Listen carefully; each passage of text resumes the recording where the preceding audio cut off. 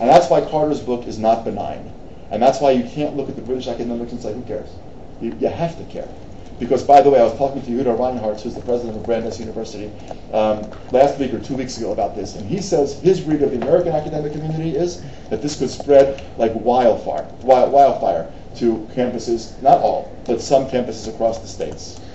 He specifically, by the way, mentioned Columbia as among the places that, well, yeah, but Columbia hasn't officially said as a university policy that they won't allow an Israeli faculty member to speak there. So it's gotten very hostile in a certain kind of way. But, and by the way, I want to also make it clear that Israel can't survive if its academics can't go abroad. It's very simple. I'll tell you why that is the case.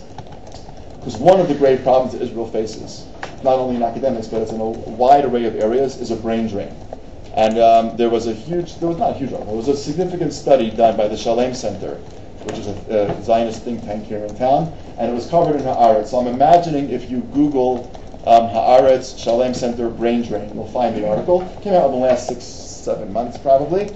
I think it came out in January. But the Shalem Center put out a report which actually talks about the brain drain, a lot of the lore of high tech, from here to Silicon Valley.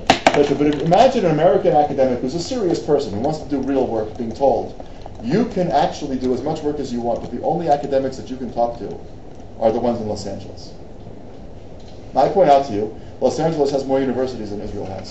And Greater Los Angeles has more citizens than Israel has. But no academic worth their salt is going to imagine for a split second that you could actually have a reasonable academic career working in a population the size of Los Angeles. And if that was your choice, do that or leave Los Angeles, you would leave Los Angeles. If your choice is becoming a world-class anthropologist, sociologist, biochemist, nuclear whatever, medical whatever, or leave Israel, or stay in Israel and not become world-class, tremendous number of Israelis are going to leave. I don't say that blaming them. I don't blame them. I mean, it's sad. But I can understand that. When you want to be the best, you want to be the best. And when the world puts up an impossible choice for you, well, some will choose to stay here, but some will choose to leave. And that's exactly the sorts of populations that Israel can't afford to lose. So there's nothing benign about a boycott of Israeli academics. It's actually a very smart move, because it looks completely, professors sit and vote and make a profound and powerful moral statement. But at the end of the day, what they actually do is it's one more chip away at the block of the kind of population that Israel needs in order to survive. So when I think about the state of Israel at this moment in history, I really think that Israel faces obviously an inordinate number of challenges, which you've undoubtedly heard about, many different points of view. But one of the challenges I think is the world preparing to imagine an international community about the state of Israel. Now, I have a whole bunch of scenarios about how that could actually come to be. I'm not going to go into that tonight. Tonight's not the time. But that in and of itself is problematic enough, because then any one of those other scenarios can actually take foot in a much more kind of hospitable or fertile environment. That, I think, is one challenge that people who care about Israel have to be willing to take on. In other words, how to do that is not so simple, but you're the creative Zionist, so I give you the challenge, you figure out how to do it. But I think that the nature of the dialogue in the international community has to be profoundly shifted, and this stuff has to be combated left and right. And it's not okay that Ahmadinejad can say this and simply get away with it. And Carter, I really do believe, not every critique of Israel in his book is wrong. A lot of them are right. Some of the things that he says are completely outrageous, by the way. And he apologized for the line in which he implicitly justifies suicide attacks. He says, "Yeah, I should have phrased that differently. That was a mistake." So I'll tell you something. It's not a mistake. Books like that by those kinds of publishing houses in New York City get read so many times by so many different editors. There are no mistakes. They ask you 5 times, "Are you sure you want to say it this way?" I mean, I'm a zero, a nobody, working with these little, some of the same publishers, but I'm this, and I can tell you they check with you 15 times. 15 people read it. I don't know if you should say it that way because whatever. There's no way that line got through without people asking him, "Do you want to say it?" And he clearly said, "Yes, that's how I want to say it. It's my book. That's how I want to say it." And I said, "Fine." So I know that he was upset now people don't like that line, but that's line kind of tough. That's part of being an adult. You have to live with the implications of what you actually say. So Carter should be a persona non grata. Yeah, and he should be protested. And he should be vilified for what he has said. And Tony Jude, I have to say, it should be a persona non grata. It shouldn't be harmed, shouldn't be hurt, But his arguments have to be countered, and we've got to make it clear that people who argue for the end of the Zionist enterprise have to be sort of pushed back against at every single turn. Because this is not just about those 5 or 6 individual people you may not like, and may respect at the same time, by the way, because they're not stupid, none of these people. But what they're trying to do is really pull out the carpet from the legitimacy of the State of Israel, and because Israel's not going to know peace in the near future, there are going to be constant calls for something to be a solution that gets offered, and we can't afford to allow that direction of thinking, in my estimation at least, to allow it to progress. Now, I'll speak for just a few more minutes and then I'm going to stop and we'll open it up. I want to make the second basic point, but I'll make it in much, much greater brevity. So who cares? So there's no Jewish state. The world is not going to allow another Shoah. They'll take us in. They really will. They really will. I really think they would, actually.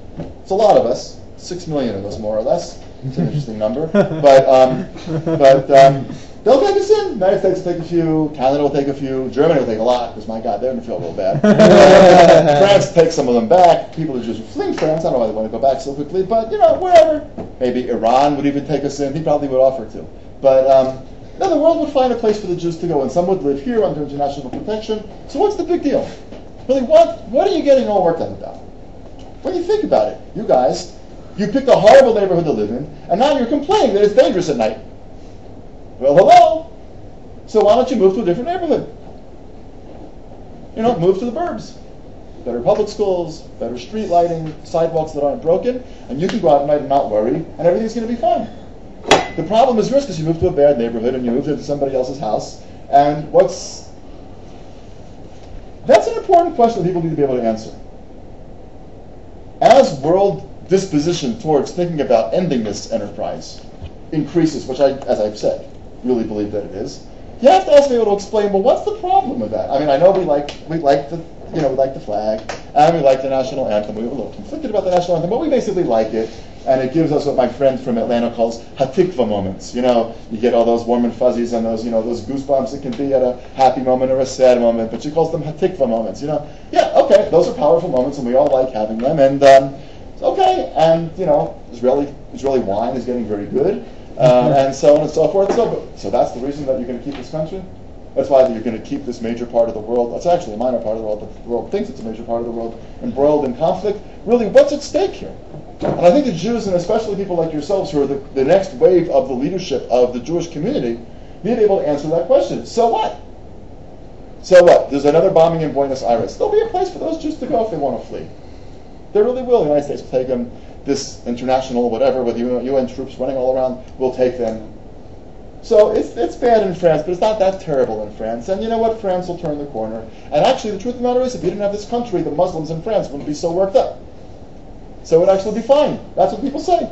The Muslims and the Jews in France say it, by the way. The Jews in France say the problem with the Israeli-Palestinian conflict is it's making our lives in France miserable. It's because the 10% of Frenchmen who are now Muslims, 6 million Muslims in a 60 million person country, they're partially worked up, at least some people think, because of this conflict. If the conflict went away, they might just relax and try to make themselves, in France, like Jews made themselves in America, climb the social ladder. They're upset because of this. I don't believe that for a second, but that's the argument that gets made. Probably because before you believe that argument, you actually have to ask yourself, what leads middle-class Saudi Arabians with most of the benefits in the world to fly airliners into tall buildings in New York? Like, what's that about? Right, what was the ransom note? We'll do it again unless you what? Well, unless you stop existing as the Western world. That's what the answer is. So that's got nothing to do with Israel, and that's what this thing is about in France, I think. But you got to be able to answer the question, so what? So who cares about this? Now, there's a lot of reasons